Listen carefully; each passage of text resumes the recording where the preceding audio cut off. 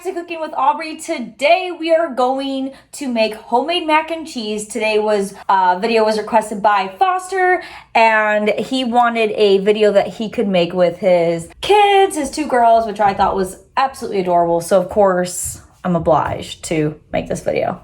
It's for you, Foster. So we're gonna make mac and cheese that's gonna have like this topping. We're gonna bake it in the oven. It's gonna be delicious, and I'm super hungry, so let's start cooking. For the pasta, we are going to use Cecco, which is my favorite brand. This is what I get at Fresh Thyme, and it's just elbow macaroni, but honestly, you can use whatever pasta you want, but just in case you're curious what I use, this brand right here, Cecco. Just make your pasta according to whatever directions it says on the box. You want it to be al dente, not mushy. Who likes mushy pasta? While cooking pasta, you want to make sure that you're salting the water for the pasta.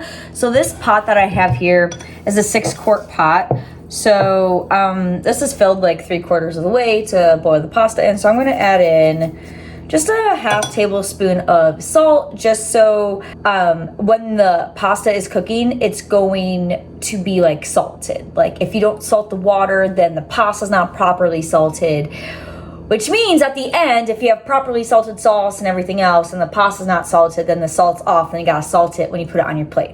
So you wanna correctly salt every step of the way. So anyway, long story short, 6-quart pan or pot of water, filled 3/4 of the way, 1/2 tablespoon of salt to cook your pasta in. For the Parmesan that we're using in this recipe, we are going to use Sartori, called Sarvecchio Parmesan. Probably not saying that correctly, but we're going to grate up this. I got this at Fresh Thyme. I get everything at Fresh Thyme. So I prefer using a microplane, which is what this thingy's called here, to grate Parmesan. It's a harder cheese for the cheddar and Gouda.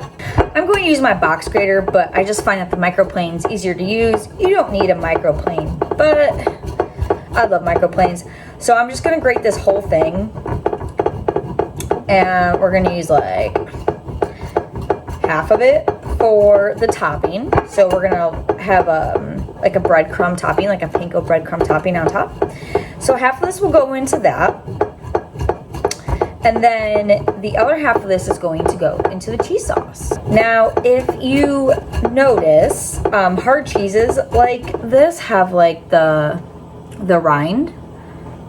You can see a little bit on camera here. It's a little hard to tell, but this end part here for about, I don't know, like a 1/2 inch or so is a little bit darker than the rest of the cheese. That's just from the aging process. It's still an edible thing. Like, it's still edible, but you don't want to grind that up. It's just not going to melt as nicely. So I'm going to just grate it up until that point.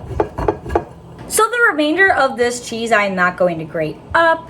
My block of cheese I also noticed was like darker on the bottom, so like the rind was also on the bottom. So, you know, like I grated most of this big old pile here. So we're gonna go ahead, separate this 1/2 for the topping, 1/2 for the cheese sauce. Oh yeah, taste it. So we're gonna make the topping ahead of time and just set it aside. So we're going to use panko breadcrumbs. You can find panko breadcrumbs in most stores. We are going to use 2 cups of the breadcrumbs, and then we are going to add in some garlic powder. Let's start with a 1/2 teaspoon first and see how much that is. 1/2 teaspoon. You know what, we're gonna go a full teaspoon on that garlic powder. And then we wanna use 1/2 of the Parmesan that we just grated up. So I'm literally just gonna go like, just eyeballing this. 1/2 of that, there we go. That's fantastic. We're gonna start with, again, a 1/2 tablespoon, or teaspoon, not tablespoon, big difference, of salt. You know what, a full teaspoon will be fine. So a full teaspoon. I'm gonna do a teaspoon of extra virgin olive oil. And the olive oil is going to help brown up the breadcrumb. You might add a little bit more oil, I don't know, we'll see. I am going to add 1 more teaspoon of the olive oil to this, so 2 teaspoons all day. The topping is all finished, so now we're just going to set this aside until we're ready to bake everything off. Now we're going to grate up the cheese for the cheese sauce. I just like opened this cheese without thinking about it. I wanted to show you first. Anyway, but I got the Tillamook brand sharp cheddar. We're gonna use 8 ounces of this. A whole block, right? And then I got Boar's Head Gouda cheese. Again, all these ingredients I bought at Fresh Thyme. Boar's Head is my fave. Their products are always superior. Now, on the Gouda for the, apparently likes to stick to me. Okay. The Gouda has this red rind. So that's not a natural rind. Remember how I was talking about on the Parmesan, it's that natural rind just from aging over time? Well, the Gouda is a little different. So this is this is actually a wax. So you don't want to eat this. So you're just gonna literally just take this baby like right off just like this and just get that wax off. So we're just going to grate both of these blocks right up. For this, I am not going to use the microplane because it's a little bit of a softer cheese, so it's a little bit harder to grate when you use the microplane. But that's okay. If you don't have a microplane, again, that's fine. You can just use a regular grater. So you just want to get that red layer off, and there was this like dark yellow layer. Just take that right off, super easy. And then you just want to get these red bits off. I mean, I'm sure this is edible wax. I mean, when I have used wax in the past, it's always been edible wax. Kind of don't want those bits. So I'm just gonna take these little bits off and we're gonna grate everything up.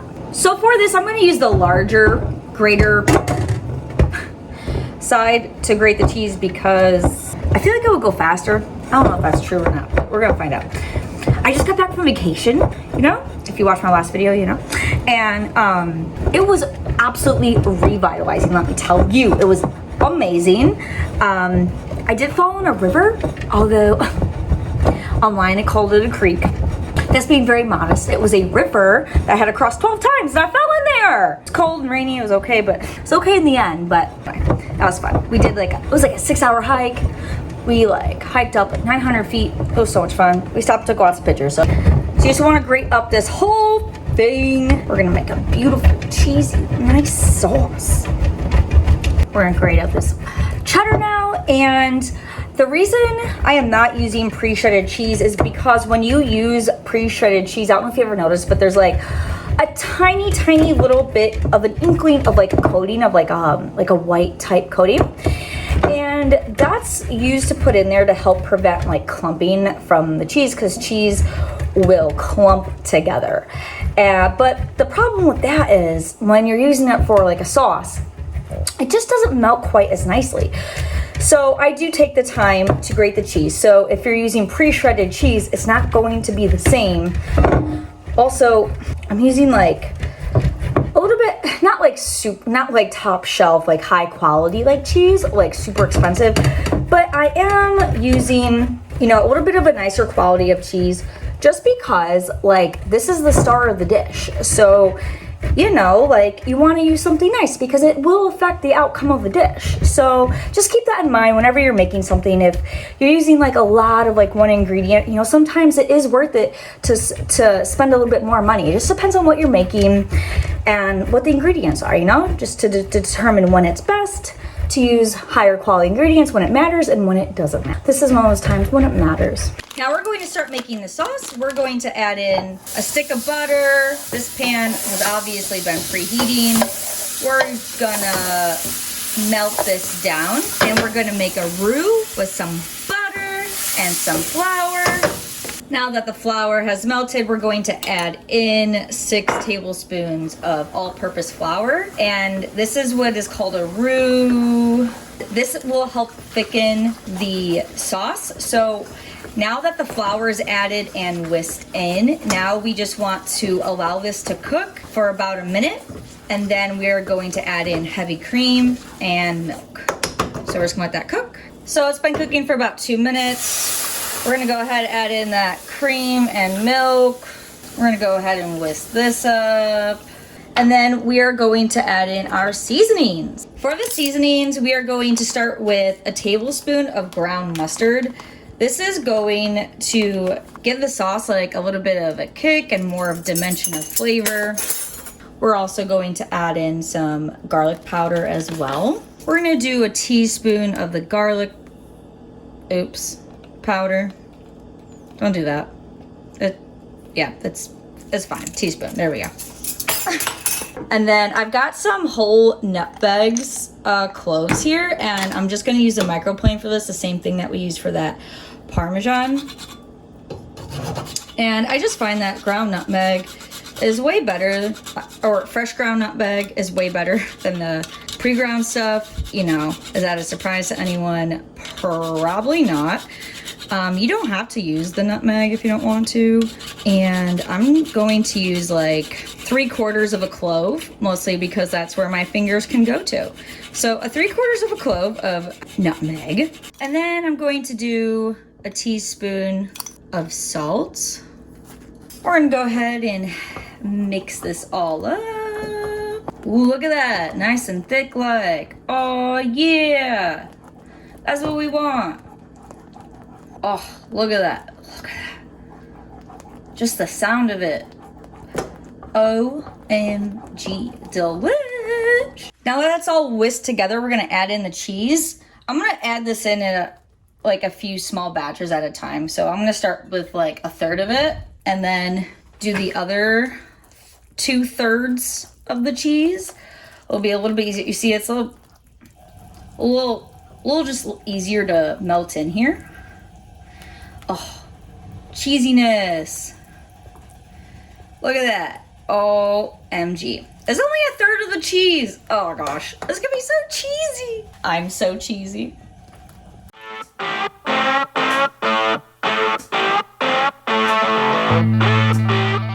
So now the cheese sauce is done. So I'm gonna go ahead and just pour it right into here. Oh, look at that cheesy goodness.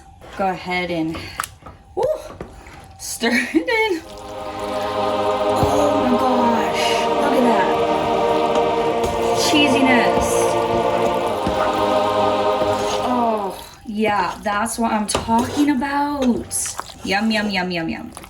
So this may look like way too much cheese sauce to y'all, but trust me, you can't have too much cheese sauce. If there's too much cheese sauce in your mac and cheese, maybe you should reconsider your dish. There's never too much cheese sauce. We're going to bake off the mac and cheese for the last part. I've got a 9x13 casserole dish here. And then I have my oven preheated at 450. And we're gonna put the mac and cheese and the topping on. So I'm just going to pour the mac and cheese right into this dish here. Oh, that looks and smells absolutely divine.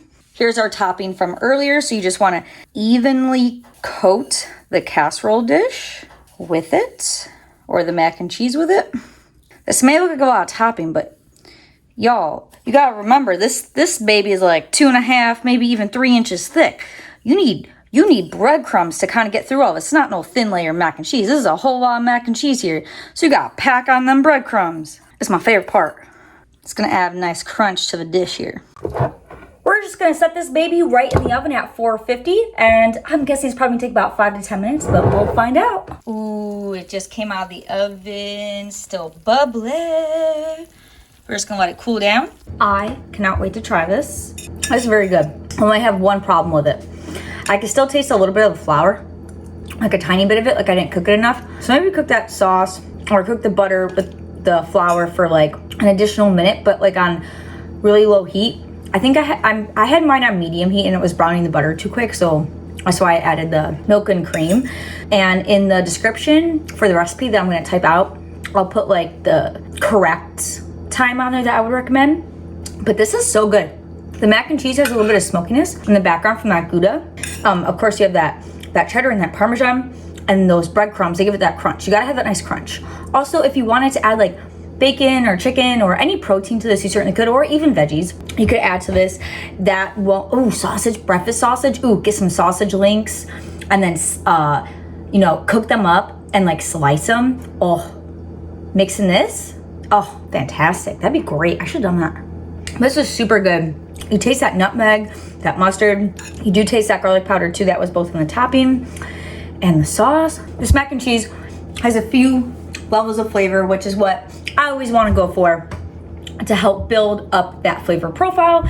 Oh, this would be good with some green onion on top. Man, why am I just thinking of all this now? Green onion on top for garnish be delicious. Give it that nice, bright freshness in that bite. Oh, so good.